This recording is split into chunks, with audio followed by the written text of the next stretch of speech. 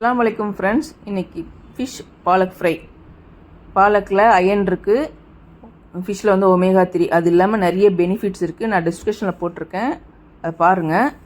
நீங்கள் வந்து ஃபிஷ்ஷு வந்து வறுக்கும்போது என்ன மசாலா போட்டு வறுப்பீங்களோ அந்த மசாலா போட்டு தனியாக எடுத்து வச்சுருங்க, மேரினேட் பண்ணி எடுத்து வச்சுருங்க. ஒரு பேன் வச்சுட்டு கொஞ்சமாக எண்ணெய் விட்டு வெங்காயம் நல்லா பொடிசாக நறுக்கி சேர்த்து நல்லா வதக்கிட்டு ஒரு 1/2 டீஸ்பூன் அளவுக்கு இஞ்சி பூண்டு பேஸ்ட்டு அதையும் போட்டு நல்லா வதக்கிட்டு தக்காளியும் நல்லா பொடிசாக நறுக்கி அதையும் சேர்த்துட்டு நல்லா வதக்கணும். வதங்கிட்டு தேவையான அளவுக்கு உப்பு போடுங்க. 1/4 டீஸ்பூன் மஞ்சள் தூள், 1/2 டீஸ்பூன் மிளகாத்தூள், இவ்வளோ தான் மசாலா.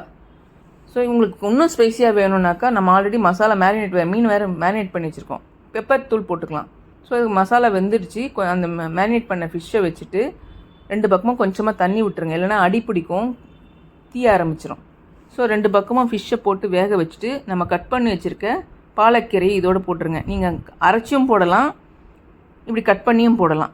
இது 2 பக்கமும் நல்லா குக் பண்ணதுக்கப்புறம் எடுத்து சாப்பிடுங்க. பாருங்கள், சூப்பராக இருக்கும். சிங்கப்பூர்லலாம் என்ன செய்வோன்னா இந்த மீனை வேக வச்சுட்டு பீஸ் ஆக்கிட்டு இந்த கீரையோடு சேர்த்து சமைப்பாங்க. நம்ம வந்து முழுசாகவே போட்டிருக்கோம், எடுத்து நம்ம முள்ளெல்லாம் எடுத்து சாப்பிட்லாம். பசங்களுக்கு கொடுக்கும்போது கொஞ்சம் கேர்ஃபுல்லாக கொடுங்க. ரொம்ப ஹெல்த்தியானது. நீங்கள் ரைஸ்லாம் இல்லாமல் இதையே சைட் டிஷ்ஷே மெயின் டிஷ்ஷாக வச்சு சாப்பிட்லாம் டயட்டில் இருக்கவங்க.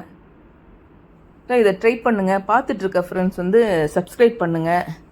நீங்களும் சமைச்சு பாருங்கள், ஹெல்த்தியான டிஷ்ஷு சாப்பிடுங்க, என்ஜாய் பண்ணுங்கள். Thank you friends.